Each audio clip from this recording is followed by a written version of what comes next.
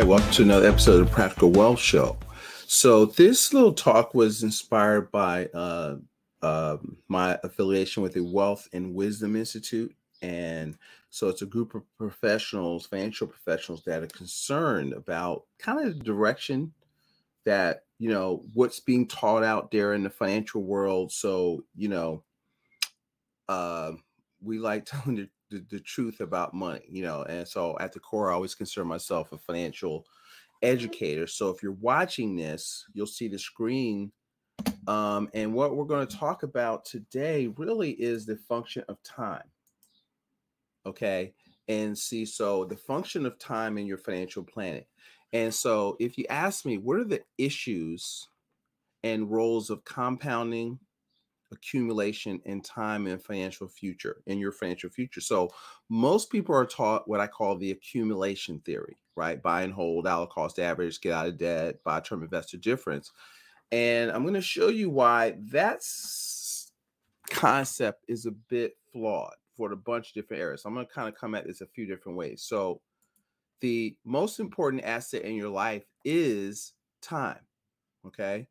And time is more valuable than money. What somebody said, Warren Buffett asked these like college students, would you trade? I'll give you my money, but you give me your time or your youth. They're like, no, I don't think so, dog.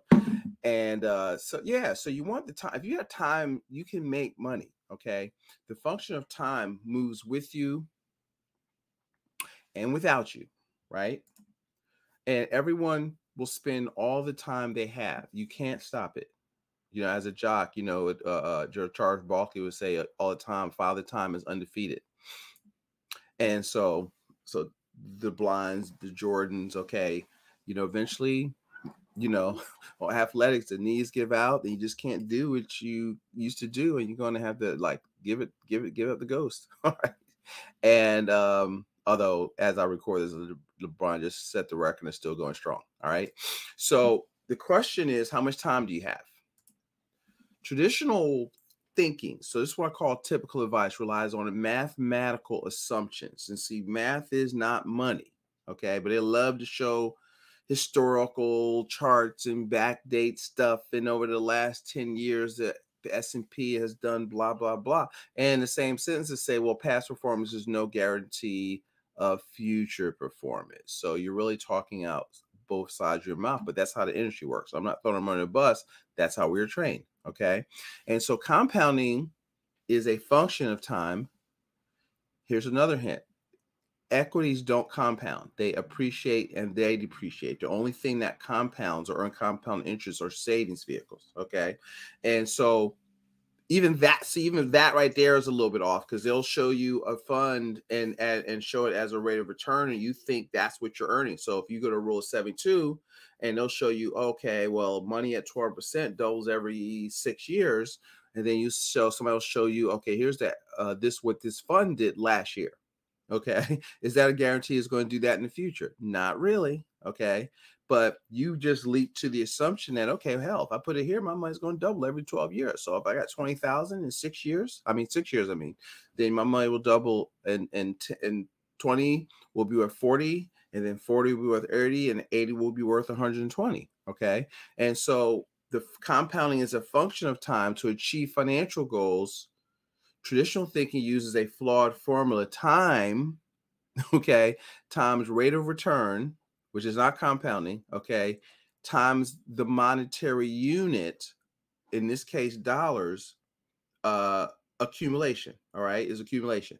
And so now what happens is traditional planning relies on compounding of money to reach is a future accumulation goal. So it's saying like, okay, if you need, here's your number, okay? If you want $100,000 a year in income, and all right, so let's see something. I can never use this calculator. Sorry, $2 million at 4%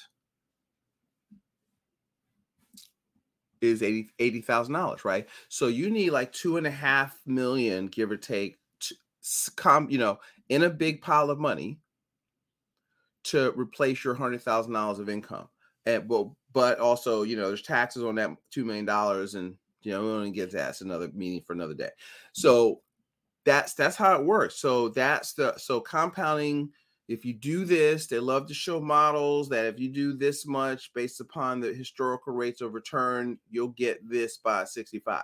Okay, that's what all planning, and then you hope to God you don't either the assumption of what markets will do, and you'll have enough money that it will not run out before you die. Okay, so accumulation is a function of time, right? Future results in planning will be, but see, yeah, so here's the thing. So future results in planning will be impacted by risk, okay? The market fluctuations, taxes, regulations that could change inflation, and the depreciation of the dollar. Okay. So there's a lot of moving parts to this game. Okay. And so we're told by traditional planning to build our retirement brick by brick, day after day, with the hope of hope. Now, hope is not a good strategy last time I checked, of reaching the goal. So the problem, many times we never finish building, and we run out of time. And the results we hope to achieve in retirement becomes the problem, right? So I don't even like retirement. Y'all know that. So I like financial freedom. Financial freedom is a capability. Retirement is an age, and so what is the definition of retirement? There's an agricultural term that means to withdraw or to put out of use. Now, the whole industry is based on that, because it's based on, we talked about this in our last video. What are the 4 rules of the financial institutions? They want your money. They want it on a regular basis. They want to keep it as long as possible, and they want to give it back as long as possible. So how do they get you to do what they want you to do? Because you want cash flow, but you're taught to send your money away and hope, okay, as opposed to learning about something and creating the cash flow today that you desire. But most people don't. Their natural tendency to hit the easy button really hurts that. That's why you got to do the opposite of what everybody else does, because everybody else is not hitting their numbers, let's just say. I'm trying to be nice. And so the reasons we hope to achieve in retirement planning becomes the problem. Well, why is that, Curtis? What if we're able to create your retirement? So I'm going to ask more questions that you don't get the answer today. Today I wanted you to think a little bit, okay? So what if you're able to create your retirement number without the element of time? You buy a house, right? Then you pay for it. You buy a car, and then you pay for it. Should we buy a retirement number with certainty and then pay for it to eliminate the function of time? How do I do that, Curtis? See, the role of generational planning. So ask me about that, and we'll talk to you about that concept creates time, leverage, and financial certainty, and avoids the problems of compounding and accumulation. Because see, what you want to do is you want to create leverage. You want to create the most wealth with the least amount of risk and with leverage. See, most times if we're just, saving or funding qualified plans, what I call on the muscle, right? Just on you working, maxing out your plans, giving up control of your money for 30 years. When you put money in a qualified plan, they automatically opt in. You have to opt out because you're already going to be opt in for 3.5%. They think they're, big brother knows better than what you do as to be a good steward of your money.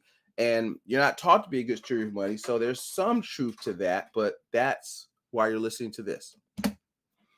And so if you want to, have a conversation, if that's the kind of conversation that you'd like to have, then let's talk about that. Okay. We'll go into that a little bit more of how you do that. But I want you to think about the idea of, hey, how do I engage in generational problems? The family is an asset. So I want you to think a little bit differently. How do you, save your money a little bit differently? So that's what we're going to talk about today in this short little lesson. Go out there and make it a great day. So if you'd like to hear more about this, so I want you to, click the next button as you're listening to this on YouTube. And also reach out to us, go to practicalwealthsolutions.net and click to, have a conversation with us. And then we'll go into this a little bit more detail, see some homework, and let's talk about getting you guys out the rat race. All right, take care.